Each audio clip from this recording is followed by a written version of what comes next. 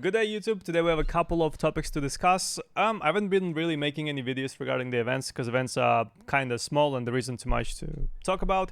So I'm going to summarize what kind of events we have in the game right now. And I'm going to talk about the hot topic of Tarkov getting banned in Russia.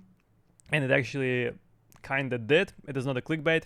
And I have a feeling there will be a lot of misinformation about that. So I'll tell you the insights. I'll tell you how everything is, because I know for a fact what is happening. So first of all, we're going to talk about the events. I'm going to quickly go through what kind of things are happening. So one of the recent events is the United Scav groups have managed to break into several Baron Yusek bunkers that were sealed off during contract wars. However, none of the traders have reported any rare equipment or weapons appearing on the market. Presumably, Scavs have kept everything for themselves and are planning to shift the balance power in Tarkov.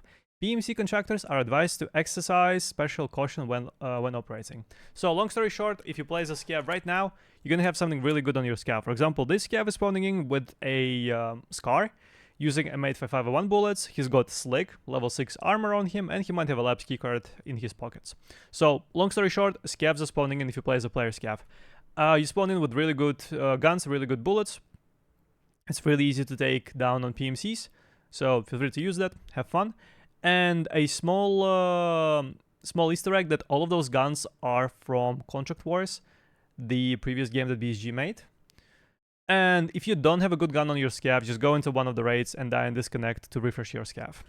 Alright, next event is an anonymous source from Skier Sales Network has reported the failure of the AA-12 shotgun marketing strategy, and after that the informant ceased contact and his body was found dead. Skier has not commented on the situation and instead announced that the entire supply of AA-12s and its ammunition is on sale. So if you go to Skier right now, you go to level 1, you can find AP bullets as well as fluchets and buy some of the AA-12 shotguns as well as the big mags for it. And last but not least, this is the event that's been released today, like an hour and a half ago. Tensions between Proper and Peacekeeper are continuing to rise. Both traders have now dropped the prices of the underbarrel grenade launchers and ammunition for them. Losses amongst bearers and U6 operatives continue to rise, but neither of the traders have ceased collecting trophy dog tags. Alright, if you go to Proper level 1, you'll be able to find GP grenades, as well as the GP GL for literally 27,000 rubles. You can buy 12 of them. And for Peacekeeper, you can get the underbarrel M4 for 240 bucks. And some of the nades. The downside of this nade is that it explodes at 45 feet, which is really far away. You can't really shoot people close range, but with Proper's GL you can. So my advice, if you're gonna play with the GL, make sure you use Proper's one with Proper's nades, because you can kill people like that are really close to you, like 3 meters away. So this is the event for today. Let's talk about Tarkov, and Tarkov actually being blocked in Russia. So what's happening is actually quite simple. There is a governmental organ that is keeping Russian internet safe. It's making sure that Russian citizens are protected from the bad parts of internet. And recently, it's been banning a lot of different websites, a lot of different IP addresses. In the past few years, it's banned Instagram, Twitter, Facebook, and recently it started slowing down YouTube and blocking some of the YouTube servers. And that was a big block that happened 3 days ago, I think, maybe 4 days ago. So 4 days ago, that Russian organ called RKN blocked a bunch of different Cloudflare IP addresses. And the servers that BSG are using are within this range of the IP addresses. So there is a law in Russia that states that, I think, like, if your company operates, they need to have local servers in Russia. However, I believe BSG are using Cloudflare, which are not Russian servers, and those servers have been blocked.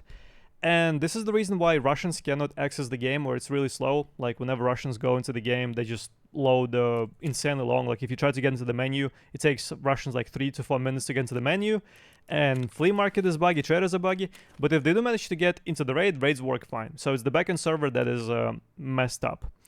Some Russians use VPN or other methods of going around that, but yeah, right now the access to Tarkov in Russia is very limited. People that can't be asked to find ways around, they just can't play the game, they can't open the game, And BSG tweeted, well, they didn't tweet, they said this in Russian social media, that they are working on solving this problem.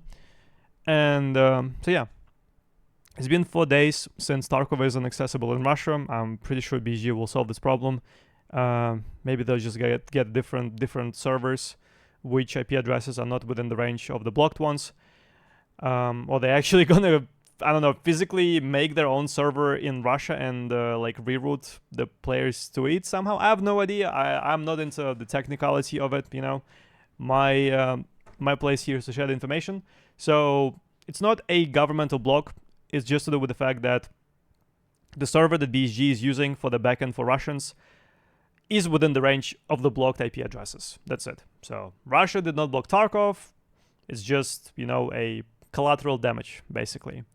And to be fair, that's all you need to know about the updates, to be fair. Make sure you give this video a thumbs up and write a comment down below, because I share right information. No freaking misinformation must be shared. So give a thumbs up for that. Write a comment down below for that as well. And I'll see you in the next one. Not gonna waste any more of your time. Have a wonderful rest of your day, ladies and gents. Bye-bye.